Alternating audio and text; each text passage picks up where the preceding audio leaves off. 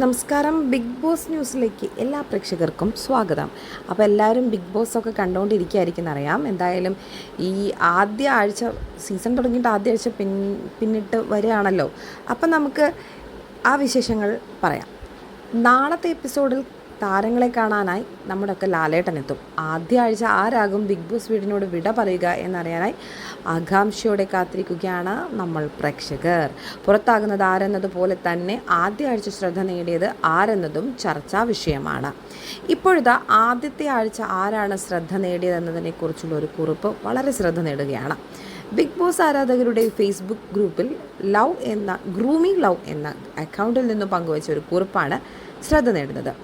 ആദ്യത്തെ ആഴ്ച ശ്രദ്ധ നേടിയ 5 പേരെക്കുറിച്ചാണ് ഈ കുറിപ്പിൽ പറയുന്നത്. ആദ്യ ആഴ്ച കഴിയുമ്പോൾ ബിഗ് ബോസിൽ ഏറ്റവും മികച്ചത് എന്ന് തോന്നിയ 5 മത്സരാർത്ഥികൾ എന്ന തലക്കെട്ടോടെയാണ് കുറിപ്പ് പങ്കുവച്ചിരിക്കുന്നത്. അതിൽ ആദ്യത്തെ ആൾ സിജോ. കാര്യങ്ങളെ വിലയിരുത്താനും പെട്ടെന്ന് മറ്റുള്ളവരെ പ്ലാന് തിരിച്ചറിയാനുമുള്ള കഴിവ് സിജോയ്ക്കുണ്ട്. ഒരു ടീം ഉണ്ടാക്കാനും നോക്കുന്നുണ്ട്. മറ്റൊരു റോബിനാകാനുള്ള ശ്രമങ്ങളെല്ലാം കാണാം, പക്ഷെ ഒരു എൻ്റർടൈനർ അല്ല. ജാസ്മിൻ ലവ് ട്രാക്കിലേക്ക് വീണ് ക്രിഞ്ചായില്ല എങ്കിൽ ഈ സീസണിൽ നല്ല ഇമ്പാക്റ്റ് ഉണ്ടാക്കാൻ സാധ്യതയുള്ള ഒരു മത്സരാർത്ഥിയാണ്.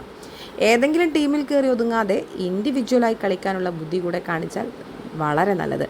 ഗ്രബിയുമായുള്ള കൂട്ടുകെട്ട് അവരുടെ ഗെയിം വളരെ മോശമാക്കുന്നുണ്ട്. ഇനി രതീഷ് കണ്ടൻറ് ഉണ്ടാക്കാൻ അറിയാം, പക്ഷെ അത് പ്ലാൻ ചെയ്ത് വർക്കൗട്ടാക്കി നല്ല രീതിയിൽ അവസാനിപ്പിക്കാൻ മൂപ്പർക്കറിയില്ല. ആദ്യ ആഴ്ച പുള്ളിയെ ചുറ്റിപ്പറ്റിയാണ് കൂടുതൽ കണ്ടൻറ്റും നടന്നിട്ടുള്ളത്. പണ്ട് ക്ലിക്കായ എല്ലാ മത്സരാർത്ഥികളുടെയും ഒരു മിക്സഡ് വേർഷനാണ് രതീഷ്, പക്ഷെ അത് പരമ ബോറ് തന്നെയാണ് കേട്ടോ.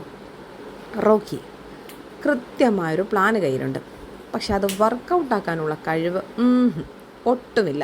പക്ഷെ മറ്റുള്ളവരെ റീഡ് ചെയ്ത് കൗണ്ടർ പണി കൊടുക്കാനുള്ള സ്കിൽ കുറവാണെന്ന് തോന്നുന്നു.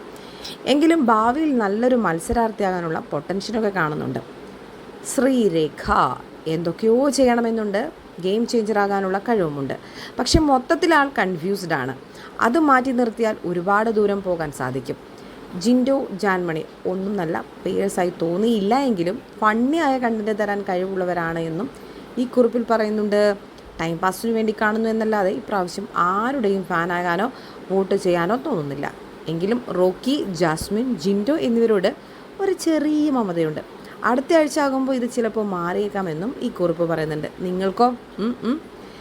മൊത്തത്തിൽ ഔട്ട്സ്റ്റാൻഡിങ് പെർഫോമൻസ് എന്ന് തോന്നിച്ച ആരുമില്ല ഇപ്രാവശ്യം.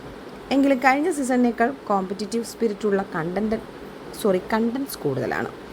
എല്ലാവർക്കും ഏതെങ്കിലും രീതിയിൽ കണ്ടന്റ് ഉണ്ടാക്കാൻ അറിയാം.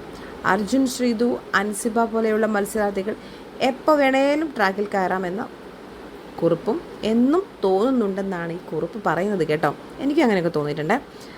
കളി വൺ സൈഡ് ആകാതെ നോക്കി മൈൻഡ് ഗെയിം കളിച്ച് ക്വാളിറ്റി എൻ്റർടൈൻമെൻറ്റ് തന്ന് ക്രിഞ്ച് റൊമാൻസിൽ ഫോക്കസ് ആയില്ലെങ്കിൽ നല്ലൊരു സീസൺ ആകുമിതെന്നും ഈ കുറിപ്പ് പറയുന്നുണ്ട്.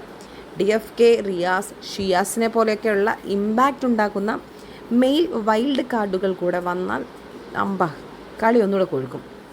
സാബു, രജിത്ത്, അഖിൽ മാരാർ, പൊളിഫിറോസ് പോലെ പഴയ മത്സരാർത്ഥികളെ പകുതിക്ക് ശേഷം ടാസ്കിൻ്റെ ഭാഗമായി കൊണ്ടുവന്നാൽ ഷോ എൻ്റെ പൊന്നെ ഒന്നുകൂടെ കിടുവാകുമെന്നും ഈ കുറിപ്പിൽ പറയുന്നുണ്ട്.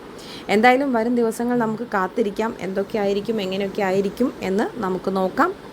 അതുവരെ എന്തായാലും നിങ്ങൾക്ക് കൂടുതൽ എൻ്റർടൈൻമെൻറ്റ് ബിഗ് ബോസ് വാർത്തകൾ അറിയാൻ സിനിമ ഡയറി ഒന്ന് സബ്സ്ക്രൈബ് ചെയ്ത് നോക്കൂ.